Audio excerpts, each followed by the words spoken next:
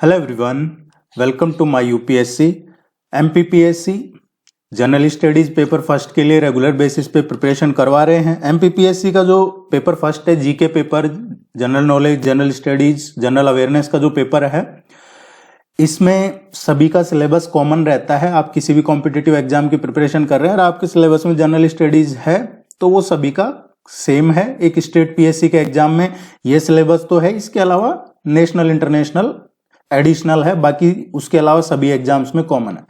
Assistant professor के लिए जो जुलाई अगस्त में एग्जाम होना है, 11 टेस्ट ऑलरेडी हम करवा चुके हैं। आज टेस्ट नंबर 12 डिस्कस करेंगे। ये पूरे सिलेबस पे बेस्ड है। आपके एग्जाम में 50 क्वेश्चन आते हैं और सभी में हम आपको टेस्ट में 50 क्वेश्चन ही करवाते हैं। प्रधानमंत्री आवास योजना के क्रियान्वयन में Madhya Pradesh best performing state award की कैटेगरी में किस स्थान पर रहा है? प्रधानमंत्री आवास योजना, और ये भी अर्बन के लिए, इसके क्रियान्वयन में Madhya Pradesh best performing state award की जो कैटेगरी है उसमें कौन से नंबर पे रहा है? तो मध्य प्रदेश इसमें दूसरे नंबर पे रहा है। देश में दूसरा स्थान मिला था मध्य प्रदेश को। पहला उत्तर प्रदेश, दूसरा मध्य प्रदेश और तीसरा तमिलनाडु। जेनरेटिव एआई, इसके संदर्भ में ट्रांसफॉर्मर आर्किटेक्चर के बारे में कौन सा कथन सही है?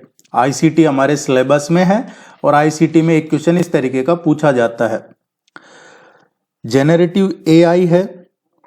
देखिए, जो ट्रांसफॉर्मर मॉडल है, ट्रांसफॉर्मर मॉडल कौन सा है? अब आप इसको इसमें पूछा है कौन सा सही है। ट्रांसफॉर्मर मॉडल की बात करेंगे तो जैसे जीपीटी है, जीपीटी है, ये एक ट्रांसफॉर्मर मॉडल है। इसमें क्या होता है, सेल्फ अटेंशन का यूज होता है, जिससे वो क्या करते हैं कि जो डेटा है उसको पैरेलल रूप से प्रोसेस कर पाते हैं। और इसकी शुरुआत attention is all you need से हुई थी। गूगल का एक रिसर्च पेपर था 2017 का और उसी से इसकी शुरुआत हुई थी। Attention is all you need.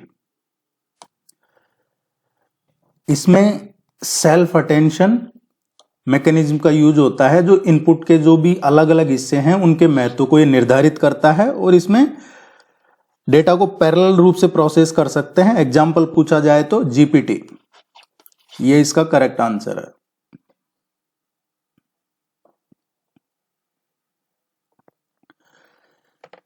अभी इसमें रेगुलर बेसिस पे आपको प्रैक्टिस टेस्ट करवा रहे हैं। टेस्ट सीरीज अवेलेबल है। टेस्ट सीरीज ज्वाइन करने के लिए आप इस नंबर पे कांटेक्ट कर सकते हैं या वेबसाइट विजिट कर सकते हैं। वैसे टेस्ट सीरीज का लिंक आपको वीडियो के नीचे डिस्क्रिप्शन में और कमेंट सेक्शन में भी मिल जाएगा।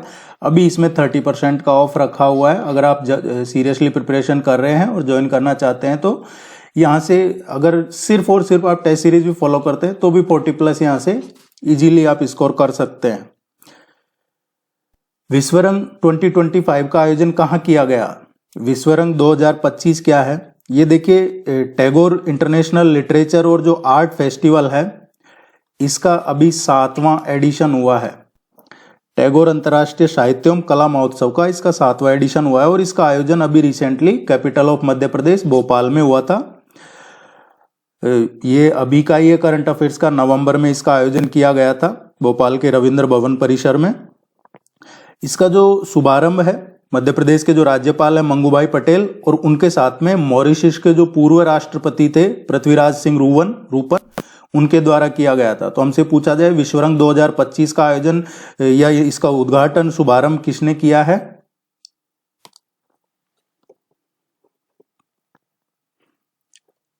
इंटरनेट प्रोटोकॉल के संदर्भ में IPv6 के बारे में निम्नलिखित कथनों पर विचार कीजिए। IPv6 एड्रेस 128 बिट का होता है। ये सही है। जो IPv6 है ये 128 बिट का है। जो इससे पहले था IPv4, उसमें वो होता था 32 बिट का। वो 32 बिट का था। इसी कमी को दूर करने के लिए ये 6 बनाया है। इसमें एक्चुअल क्या है कि इसमें लगभग 340 अनडिसिलियन अद्वितीय पते प्रदान करता है। ये बिल्कुल सही है। इसमें IPsec मतलब ये इंटरनेट प्रोटोकॉल सिक्योरिटी सुरक्षा एक अनिवार्य विशेषता है। इसकी ये अनिवार्य विशेषता है। इसमें सुरक्षा को, इसका जो बेसिक स्ट्रक्चर है उसमें शामिल किया गया है IPv6 में। तो ये तीनों ही स्टेटमेंट करेक्ट है।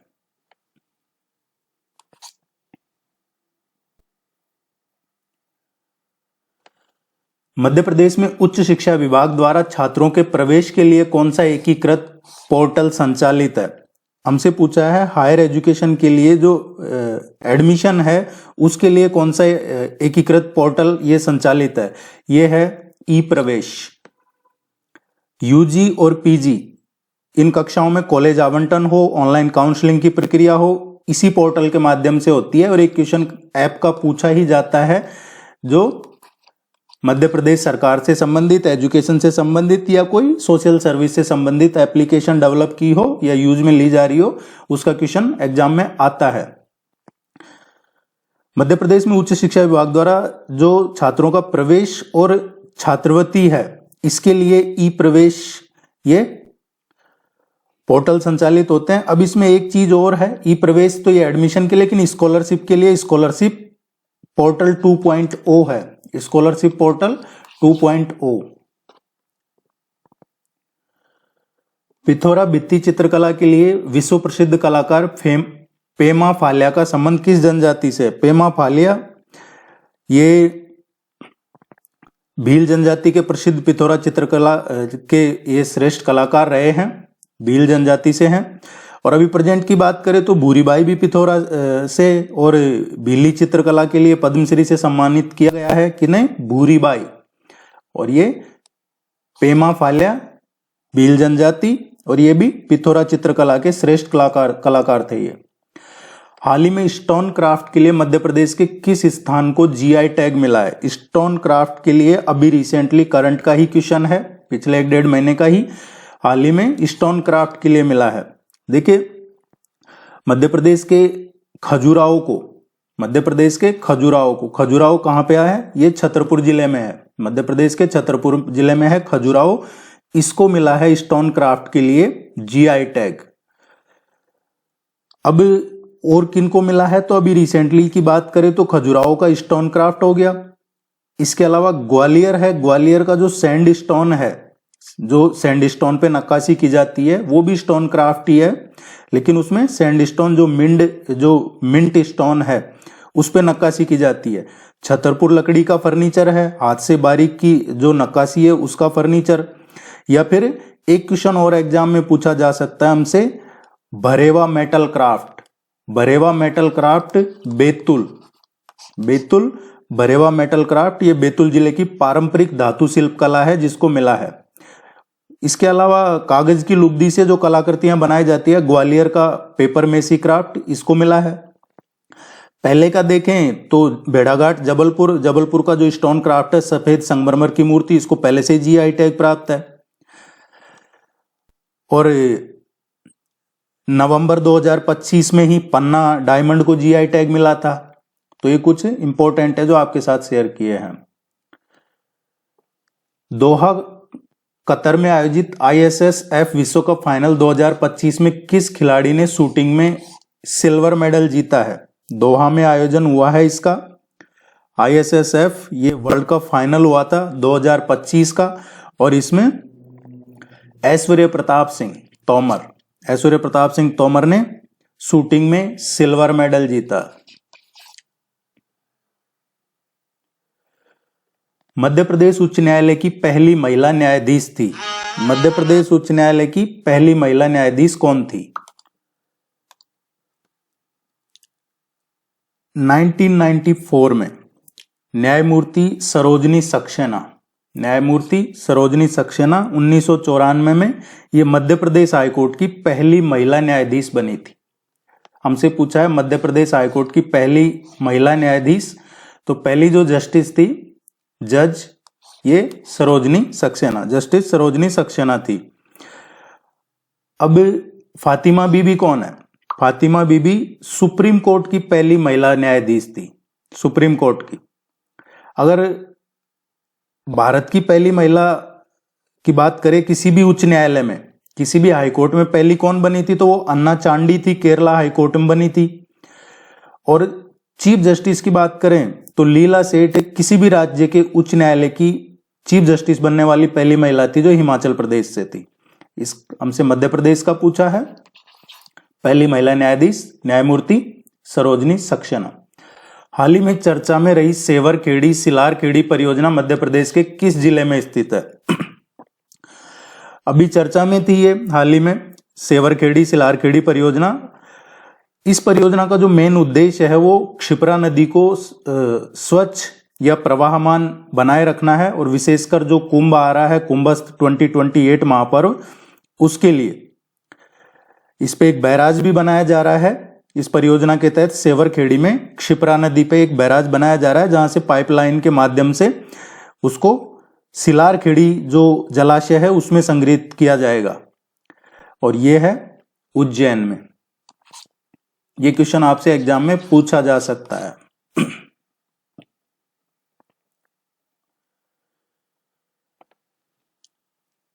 कंप्लीट सिलेबस के नोट्स, आपका पूरा सिलेबस पढ़ाया जाएगा, उसके वीडियोज आपके सिलेबस पे unit wise, full length syllabus wise complete, इस पे आपको practice test, online practice test, ये सभी आपको इसमें मिलता है और आपकी रेगुलरिटी बनी रहेगी। यहां से टेस्ट सीरीज ज्वाइन कर लीजिएगा।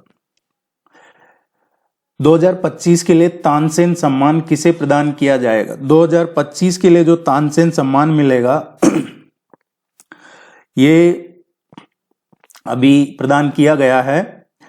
2025 का जो किया है पंडित तरुण भट्टाचार्य, पंडित तरुण भट्टाचार्य तानसेन सम्मान 2025 और ये 101वां है, 101वां है तानसेन समारोह, जिसमें जो संतूर वादक है पंडित तरुण भट्टाचार्य इनको प्रदान किया जाएगा। ये अभी घोषणा की थी ये मध्य प्रदेश शासन का जो संस्कृति विभाग है, संस्कृति विभाग ने दिसंबर 2025 में ग्वालियर में आयोजन हुआ था तानसेन समारोह का, इसमें घोषणा की थी। इसमें प्रसिद्ध संतूर वादक, विश्व प्रसिद्ध संतूर वादक है ये पंडित तरुण भट्टाचार्य, इनको दिया जाएगा। इसमें 5 लाख रुपए की राशि दी जाती है और प्रशस्ति पत्र, शॉल, श्रीफल ये प्रदान किए जाते हैं। अगर 2024 का पूछ लिया जाए तो जो 2024 है उसके लिए ये मिला था प्रसिद्ध सितार वादक है मंजू मेहता को, मंजू मेहता को 2024 का मिला था तानसेन सम्मान। 2023 की बात करें तो गणपति भट्ट को मिला था, पंडित गणपति भट्ट को 2023 के लिए। मोहपानी कोयला क्षेत्र किस कोयला बेल्ट के अंतर्गत आता है?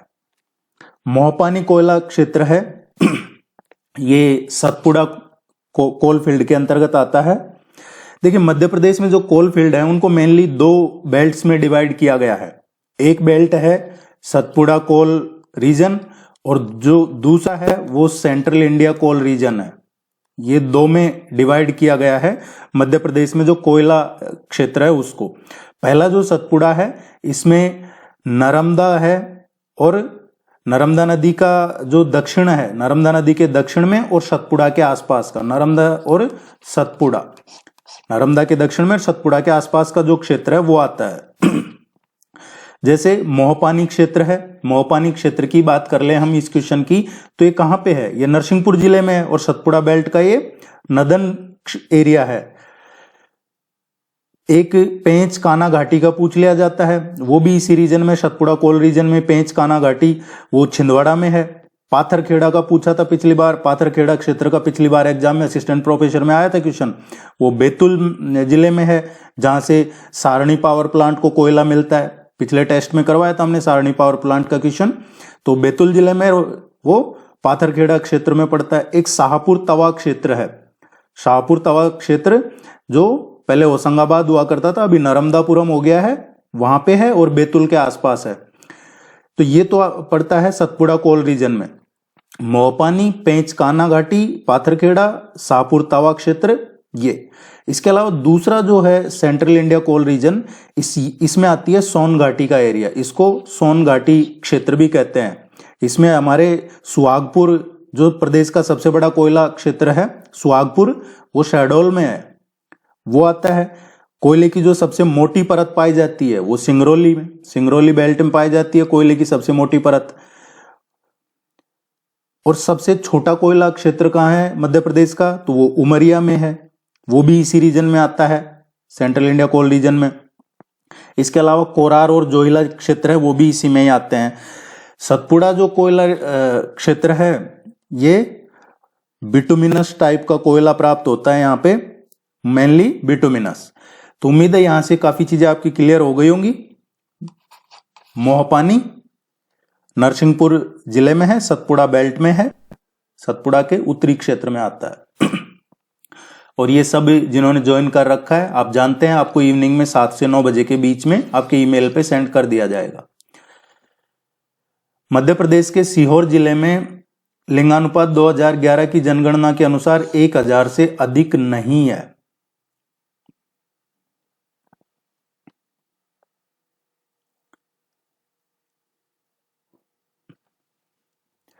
बिरसिंहपुर जल विद्युत परियोजना किस नदी पर निर्मित है? बिरसिंहपुर है ये किस नदी पे है?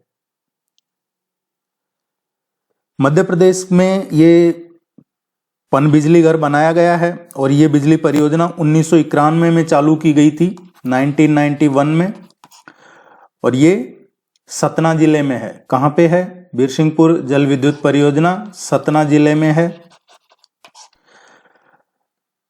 और आधिकारिक तौर पे बिरसिंहपुर जल विद्युत परियोजना, इसको संजय गांधी लघु जल विद्युत केंद्र के नाम से जाना जाता है, Sanjay Gandhi small hydro power station के नाम से जाना जाता है इसको। उमरिया जिले में पाली बिरसिंहपुर है, वहां पे है ये। कहां पे? उमरिया जिले में पड़ता है। और जोहिला नदी पे निर्मित है ये। इसमें जोहिला नदी पे एक बांध है, बिरसिंहपुर बांध, जिसको जोहिला डैम भी कहते हैं। जोहिला नदी की देखें तो जोहिला है ये खुद सोन नदी की एक सहायक नदी है। प्रधानमंत्री धन धान्य कृषि योजना के अंतर्गत मध्य प्रदेश के कितने जिलों को शामिल किया गया है? मध्य प्रदेश के इसमें 8 जिले हैं। मध्य प्रदेश में शुष्क सागौन के वन कुल क्षेत्रफल के लगभग कितने प्रतिशत भाग पर पाए जाते हैं? ये नई फॉरेस्ट रिपोर्ट आई है इसका 2023 की, उसका एक क्वेश्चन पूछा जाएगा हमारे एग्जाम में। इसमें पूछा हमसे शुष्क सागौन के वन। तो देखिए शुष्क सागौन के वन है, सागौन का क्या है? सागौन का जो वैज्ञानिक नाम होता है ये टेक्टोना ग्रैंडिस, ये इसका साइंटिफिक नेम होता है। सागौन के लिए जो मिट्टी है या तो ब्लैक सॉइल हो या बेसाल्टिक सॉइल हो, ये सागौन के लिए उपयुक्त होती है। गर्मियों की शुरुआत में ये अपनी पत्तियां गिरा देते हैं और ज्यादातर ये पाए जाते हैं नर्मदापुरम में, जहां पे बोरी वन्य जीव अभ्यारण्य है, वहां पे ये हाई क्वालिटी के सागौन के लिए फेमस है। अदरवाइज सागौन के लिए देखा जाए तो बैतूल में भी है, छिंदवाड़ा में भी है, सिवनी में भी पाए जाते हैं, जबलपुर में भी पाए जाते हैं, ये कई जगह पाए जाते हैं। देवास और सीहोर में जो रातापानी अभ्यारण्य है उसके पहाड़ी इलाकों में भी सागौन काफी है। या फिर सागर और दमोह में नौरा देवी वन्य जीव अभ्यारण्य है, उन क्षेत्रों में भी शुष्क सागौन पाया जाता है। अब इसमें देखेंगे तो इसका जो वर्गीकरण है वो दो तरह का है, दक्षिण उष्णकटिबंधीय शुष्क पर्णपाती वन और दक्षिण उष्णकटिबंधीय नम पर्णपाती वन। तो एक तो southern tropical dry deciduous forest जो हमसे क्वेश्चन में पूछा है वो ड्राई का ही पूछा है, एक इसमें मॉइस्ट और होता है नम। देखिए इसको आपको अभी इसका ऑफिशियल ही दिखा देते हैं और क्लियर हो जाएगा आपका। ये फॉरेस्ट रिपोर्ट है, नई फॉरेस्ट रिपोर्ट। इसमें आप देखिए पॉइंट नंबर 6, सीरियल नंबर 6 पे dry teak forest. Dry teak forest कितना है इसका एरिया? 21,715.29, ये इतना इसका एरिया है। अभी कितना परसेंट हो गया? 27.06%। ये क्वेश्चन क्यों इंपॉर्टेंट है? क्योंकि मध्य प्रदेश का जो फॉरेस्ट टाइप है, टाइप ऑफ फॉरेस्ट, उसमें सबसे ज्यादा कौन सा है? यही है ड्राई टीक फॉरेस्ट, जिसका क्वेश्चन हम कर रहे हैं 27.06%। और इसी में मॉइस्ट देखेंगे तो आप ऊपर देखिए मॉइस्ट टीक फॉरेस्ट ये 2.36% है पहले नंबर पे। तो हमसे ये क्वेश्चन पूछा जा सकता है एग्जाम में। इसी तरीके से पहले क्वेश्चन पूछे गए हैं पेपर में, 27% के आसपास ये शुष्क सागौन के कुल क्षेत्रफल का लगभग 27। इसको हिंदी में भी अगर हमारे कोई साथी हिंदी में देखना चाहें तो हिंदी में भी देखिए, ये भी ऑफिशियल रिपोर्ट है, फॉरेस्ट रिपोर्ट पूरे देश की है, जिसमें मध्य प्रदेश का ही हम निकाल के दिखा रहे हैं आपको। मध्य प्रदेश में पाए गए वन प्रकारों का के क्षेत्र सांख्यिकी, और इसमें कुल मानचित्र क्षेत्रफल का कितना % है, तो ये 27.06% यहां पे देख सकते हैं आप। शुष्क सागौन वन 6ठे नंबर पे इसमें, और ऊपर है ये आर्द्र सागौन वन है 2.36। इसके अलावा अत्यंत शुष्क सागौन वन है, ये 0.85% है। हमसे पूछा है शुष्क सागौन 21,715.29, 27.06%। इसका जो करेक्ट आंसर आएगा, इसका करेक्ट आंसर आएगा बी। इसके लिए दो चीजें हैं। ड्राई के लिए जो बारिश चाहिए होती है, स्टेटमेंट बेस आता है क्वेश्चन कई बार, तो 75 से 125 सेंटीमीटर के बीच में औसत रेनफॉल होना चाहिए शुष्क सागौन के लिए। और अगर जो नम पर्णपाती वन है, दक्षिण उष्णकटिबंधीय नम पर्णपाती वन है, जिनको नम सागौन की श्रेणी में रखा गया है, मॉइस्ट टीक, उनके लिए 120 से और 125 सेंटीमीटर है, 100 से 125 सेंटीमीटर, नहीं 125 सेंटीमीटर से और 200 सेंटीमीटर इसके बीच में, मतलब इसमें ज्यादा वर्षा रेनफॉल चाहिए होती है, जहां ज्यादा रेनफॉल हो। अब जो ड्राई है, शुष्क, वो कहां पाए जाते हैं, जैसे नर्मदापुरम, बैतूल, छिंदवाड़ा, सिवनी, सागर, दमोह, जबलपुर, देवास, वहां पे तो ये शुष्क सागौन पाया जाता है, ड्राई। लेकिन हम मॉइस्ट की बात करें, जो नम पर्णपाती वन है, मोस्टीक, वो कहां पे पाए जाते हैं, तो वो पाए जाते हैं मंडला, बालाघाट, सीधी, शहडोल, उमरिया, इनके कुछ क्षेत्रों में पाए जाते हैं। ये डिस्ट्रिक्ट जरूर ध्यान रखिएगा। मध्य प्रदेश के निम्नलिखित स्थानों में से कौन सा एक 80 डिग्री पूर्वी देशांतर या उसके निकटतम स्थित है। एक क्वेश्चन आता है, कई बार पूछ लिया जाता है 80 डिग्री के सबसे नजदीक इनमें से कौन सा है। तो देखिए, एक एक करके देखें तो जबलपुर ये 79.93 के आसपास है, यही सबसे नजदीक है। और दूसरे देखेंगे तो रीवा का है जो 81.30 है, 81.30, और पन्ना का शायद 80.18 है, ईस्टर्न है ये सारे। कटनी का है ये 80.40 है। तो सबसे नजदीक जबलपुरी है। पन्ना दूसरे नंबर पे है इसमें। महाबोधि महोत्सव 2025 का आयोजन कहाँ किया गया है। महाबोधि महोत्सव 2025 का आयोजन ये रायसेन में किया गया है। एक्चुअल में इसका आयोजन हुआ था सांची में। कहां पे, सांची में किया गया था, और सांची रायसेन जिले में ही है। जो विश्व प्रसिद्ध बौद्ध पर्यटक स्थल है सांची, वो रायसेन में ही है। ये महोत्सव मध्य प्रदेश के रायसेन जिले में जो सांची स्थित है, उसमें बुद्ध जम्बू द्वीप पार्क है, उसमें इसका आयोजन किया गया था।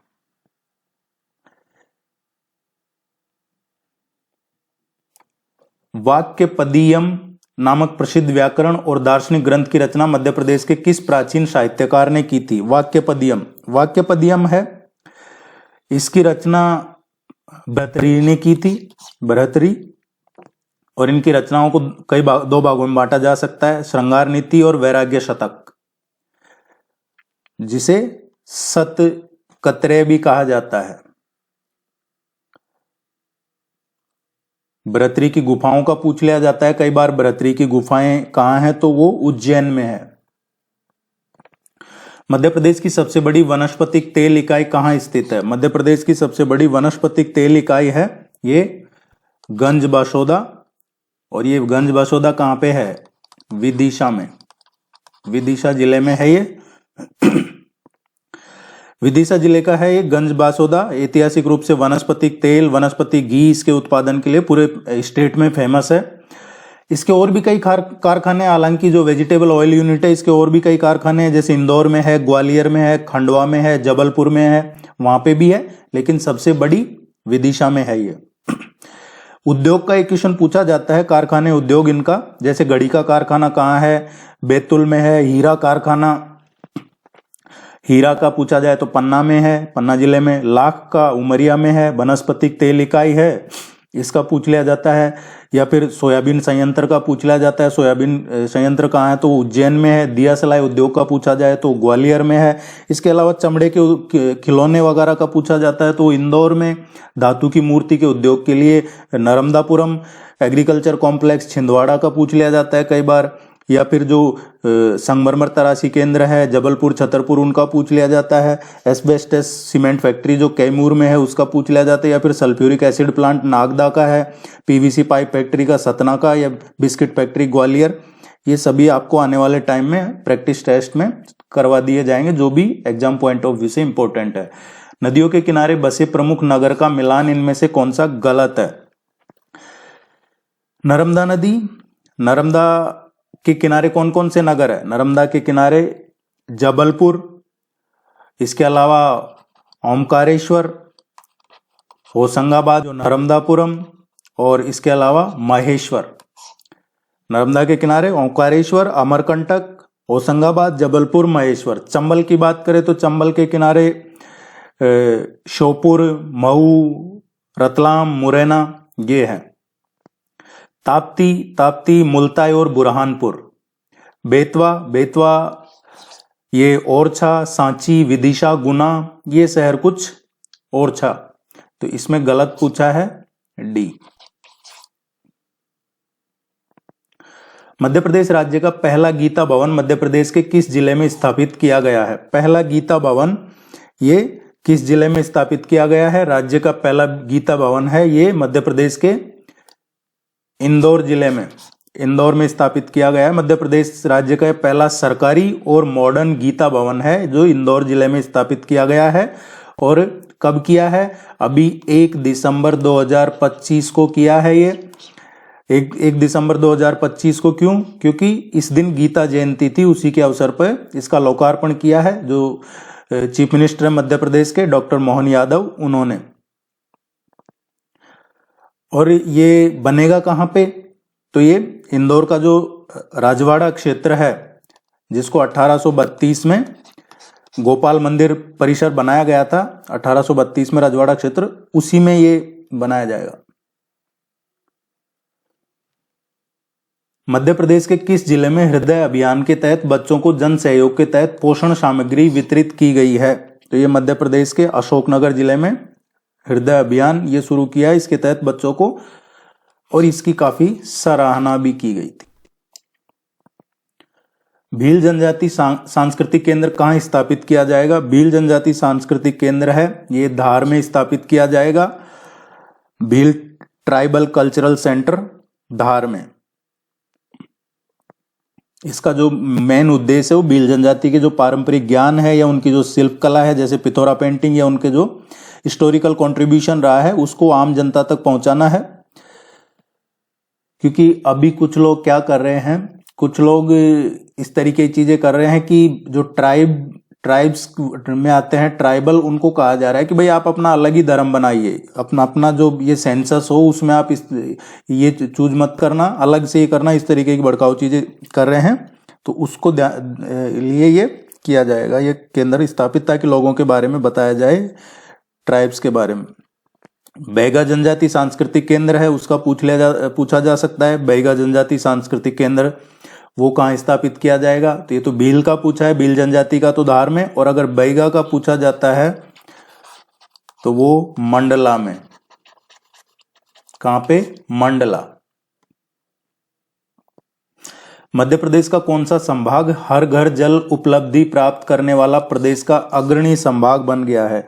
हर घर जल उपलब्धि करने वाला ये संभाग बन गया है उज्जैन डिवीजन। अभी इंदौर में पानी का एक काफी बड़ा इश्यू हुआ है, उसमें कई लोगों की जान गई है, वो एक अनफॉर्चुनेट है। इनमें से कौन सा मध्य प्रदेश का जिला महाराष्ट्र राज्य के साथ सीमा साझा नहीं करता है? महाराष्ट्र के साथ इनमें से कौन सा बॉर्डर शेयर नहीं करता है? इनमें से ये हम डिटेल में इस पे पढ़ चुके हैं, क्लासेज करवाई है, तो उम्मीद है कि आप अब इसको सभी सही करेंगे। देवास ये महाराष्ट्र के साथ बॉर्डर शेयर नहीं करता है। मध्य प्रदेश का कौन सा जिला शहद का सबसे बड़ा उत्पादक है? शहद का सबसे बड़ा उत्पादक ये मुरैना है। मुरैना शहद का सबसे बड़ा उत्पादक है। जनजातीय समुदायों को सशक्त बनाने के लिए मध्य प्रदेश सरकार ने राज्य में पंचायतों का अनुसूचित क्षेत्रों में विस्तार अधिनियम कब लागू किया था? तो ये लागू किया था पेशा, पंचायतों के प्रावधान अनुसूचित क्षेत्रों तक विस्तार, कॉन्स्टिट्यूशन का भाग 9 उसमें आता है ये, और इसका प्रावधान 5वीं अनुसूची में के जो क्षेत्र हैं उनमें लागू नहीं होते हैं। 10 राज्य ऐसे हैं देश के जिनमें 5वीं अनुसूची क्षेत्र है, और मध्य प्रदेश इन 10 राज्यों में से एक है। और ये जनजातीय गौरव दिवस के अवसर पे 15 नवंबर 2022 को लागू किया गया था ये शहडोल में। मध्य प्रदेश के किस जिले में अधिकतम मेले और त्योहार आयोजित किए जाते हैं? सबसे ज्यादा मेले और त्योहार जो आयोजित किए जाते हैं वो उज्जैन में किए जाते हैं। और अगर सबसे कम का पूछा जाए तो सबसे कम यहां पे नर्मदापुरम।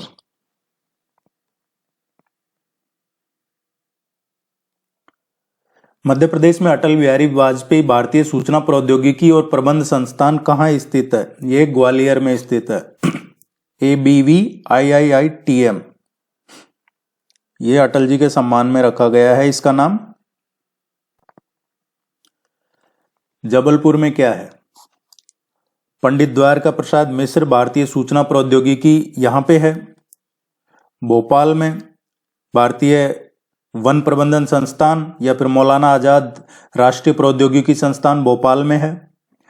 इंदौर में क्या कौन सा है? तो भारतीय प्रौद्योगिकी संस्थान और भारतीय प्रबंधन संस्थान। इंदौर में IIT और IIM दोनों हैं। इस क्वेश्चन का करेक्ट आंसर ग्वालियर आएगा। ये थोड़ा बी पहले है, इसको ठीक कर दिया जाएगा। नीमच में जवाद और मनसा ये किसके लिए प्रसिद्ध है? जवाद और मनसा ये जो पारंपरिक रॉक पेंटिंग है उसके लिए प्रसिद्ध है, पारंपरिक रॉक पेंटिंग के लिए।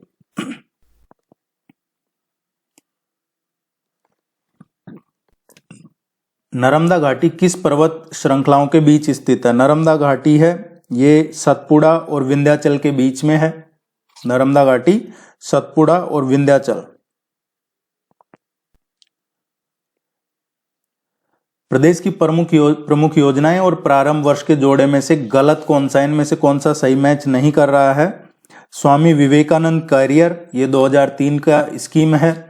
जल अभिषेक अभियान ये 2006 का है। लाडली लक्ष्मी योजना 2007 की है। मुख्यमंत्री कन्यादान योजना ये 2005 का नहीं है, ये 2006 का है। मध्य प्रदेश में टीकरी, गोथाना और चिकलार ये किसके उत्पादन के लिए जाने जाते हैं? टीकरी, गोथाना और चिकलार ये ग्रेफाइट उत्पादन के लिए जाने जाते हैं। किसके लिए जाने जाते हैं? ग्रेफाइट के उत्पादन के लिए जाने जाते हैं। ये आज कुछ ज्यादा ही, ये आपको टेस्ट सीरीज जब इसका सेंड करेंगे PDF उसमें सही करके सेंड कर देंगे। ये टाइपिंग में एरर हुआ है, इसके लिए इसका ग्रेफाइट आएगा। ये टाइप करने वाले ने काफी मिस्टेक की है, खैर इसको ठीक कर देंगे। आप इसके लिए PDF रेफर कीजिएगा। बाकी क्वेश्चन ठीक है, इसका आंसर ग्रेफाइट आएगा। बैतुल का जो टीकरी है, गोथाना है और चिकलार है, ये कहां पे है? बैतुल में। बैतुल के अलावा भी देखें तो ग्रेफाइट के हैं वो सीधी और अलीराजपुर जिले में काफी पाए जाते हैं।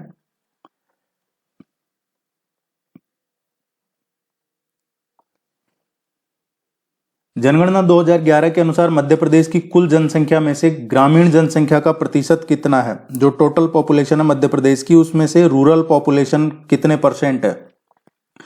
मध्य प्रदेश की जो टोटल पॉपुलेशन है उसमें 27.63% है, ये अर्बन है, और 72.37% है, ये रूरल है।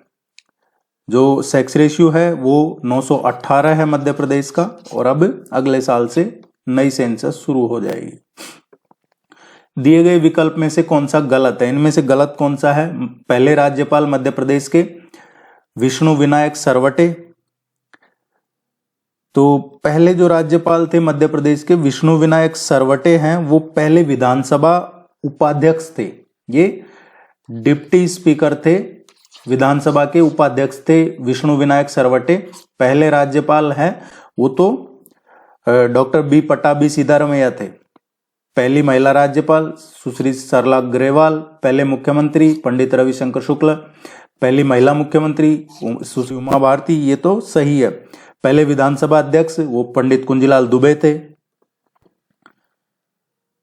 मध्य प्रदेश के ऐतिहासिक दुर्ग किले दिए गए हैं, इनमें से कौन सा गलत मैच कर रहा है? इधर ये फोर्ट है, इधर ये किसने निर्माण करवाया है?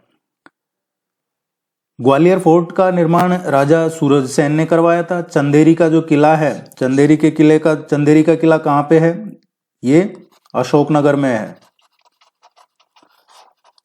अशोकनगर जिले में है, ये अशोकनगर में है, और इसका निर्माण 11वीं शताब्दी में करवाया था, अशोकनगर में है जिसका। इसके अलावा गिन्नौरगढ़ फोर्ट है। गिन्नौरगढ़ फोर्ट का ये गिन्नौरगढ़ फोर्ट कहां पे है? ये रायसेन जिले में है। इसका महाराज उदयवर्मन, ये सही है। असीरगढ़ का किला है। असीरगढ़ का किला कहां पे है? ये बुरहानपुर में है। कहां पे है?